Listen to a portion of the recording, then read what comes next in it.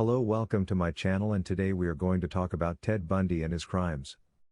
Ted Bundy, in full Theodore Robert Bundy, was born November 24, 1946 in Burlington, Vermont, U.S. and died January 24 in 1989 in the Florida State Prison in the U.S., at the age of 42. He was an American serial killer and rapist and was one of the worst criminals of the late 20th century. Bundy had a challenging childhood. He and his stepfather had a tense relationship, and because of his timidity, he was frequently teased. Later on, though, he was able to have a great college career because to his intelligence and social abilities, and he also formed a number of seemingly typical emotional relationships with women. Despite his seeming stability, he killed, abused, and raped many young women between 1974 and 1978 in Florida, Washington, Oregon, Colorado, and Utah. Some believed he was responsible for hundreds of fatalities, despite the fact that he would eventually admit to 28 murders. He received a death sentence in 1979 for the murder of 2 college students after a widely reported trial. He was again given a death sentence the following year, this time for rape and murder of a 12-year-old girl. He was executed by an electric chair in Florida in 1989. Following Bundy's death, crowds gathered outside the prison, celebrated, and even fired off rockets. In Washington, initially close to his home, he would prey on young, attractive college women. From there, he would travel east to Utah, Colorado, and finally Florida. Bundy would utilize a deception to prey on these women, frequently strolling on crutches while sporting a sling on his arm or a phony cast on his leg. He would then persuade his victims to assist him in carrying books or unloading items from his car using his charm and a phony infirmity. He was also well known for pretending to be authorities like police officers or firefighters in order to win the trust of his victims before attacking. He would use a crowbar or pipe to hit them over the head as soon as they arrived to his 1968 tan Volkswagen Beetle. After striking his victims, he would bind them, render them helpless, and push them into the car. To keep his victim hidden as he was being driven away, Bundy frequently removed the passenger seat and stowed it in the trunk or back seat. Bundy repeatedly went back to the bodies of the people he had kidnapped, grooming and having sex with them until the body's decay and destruction by wild animals prevented any further contact. At least 12 of his victims had their heads removed, and he stored the heads in his apartment as souvenirs. In order to avoid the social stigma associated with being born outside of wedlock at the time, Bundy's maternal grandparents, Samuel Connect Cowell and Eleanor Miriam Cowell née Longstreet, reared him as their son for the first 3 years of his life while they lived in the Philadelphia district of Roxborough.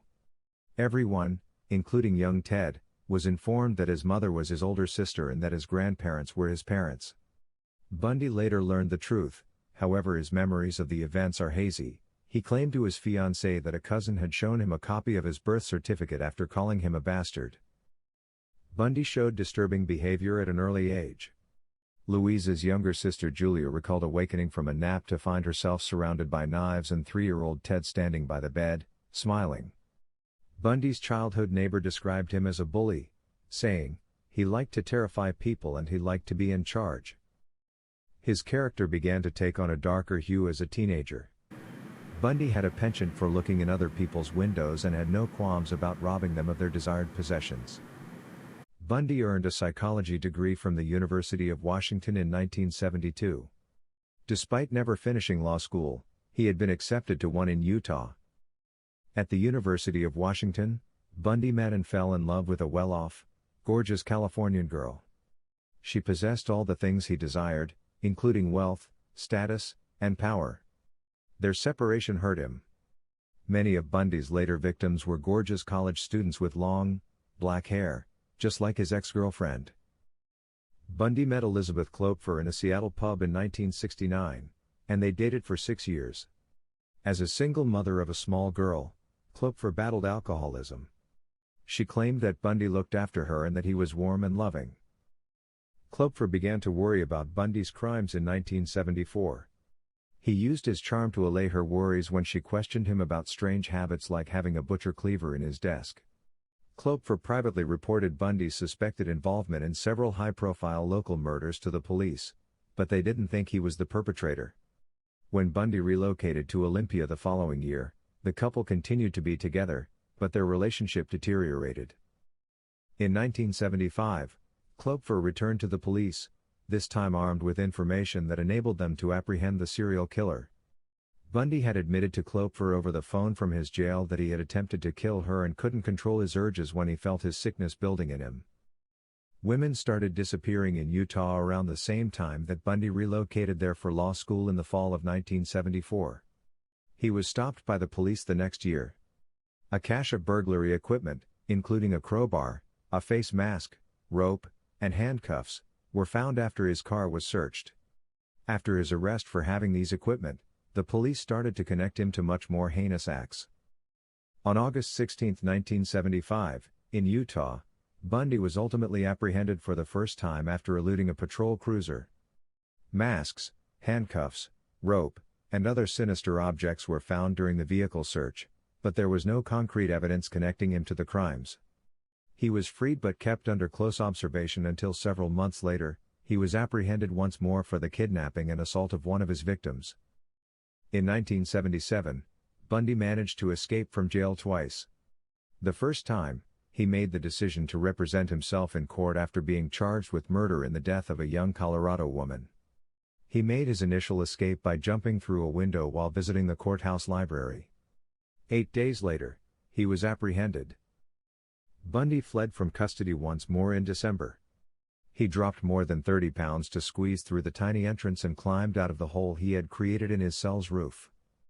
Bundy had a significant advantage against the police because it took 15 hours for authorities to realize that he was missing. Following his second prison break, Bundy eventually traveled to Tallahassee, Florida. On the evening of January 14, 1978, Bundy broke into Florida State University's Chi Omega sorority house. He killed 2 of the 4 young female residents after attacking them.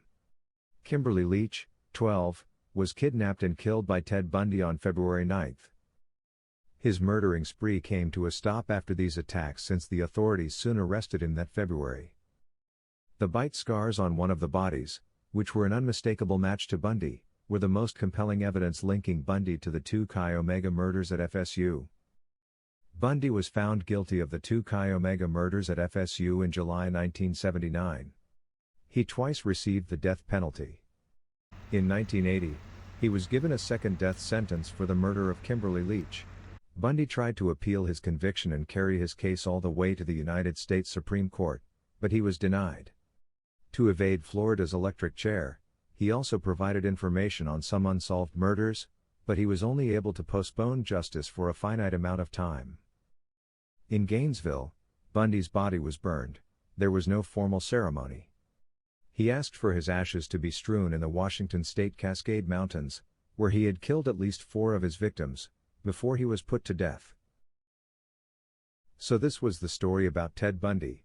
Don't forget to like the video and subscribe to our channel if you want to hear more killer stories. Thank you very much for watching.